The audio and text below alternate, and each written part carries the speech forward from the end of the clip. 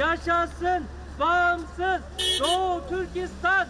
Yaşasın bağımsız Doğu Türkistan! Yaşasın bağımsız Doğu Türkistan! Çin, Doğu Türkistan'ın demografik yapısını değiştirmek için planlı olarak bölgeye büyük çapta Çinlileri yerleştirmekte ve teşvik etmektedir. Yanı sıra zorla kürtaj, kısırlaştırma ve yerleşimci Çinliler ile Müslüman Türkleri zorla evlendirme gibi yöntemlerle Doğu Türkistan'daki Türklerin nüfusunu azaltmak, soykırım ve asimilasyon uygulamaktadır.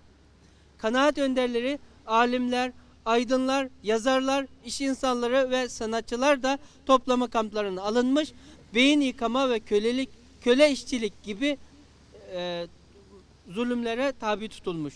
Birçoğu ise işkence edilerek şehit edilmiştir. Yargısız infaz edilmiş ve hapislere atılmıştır.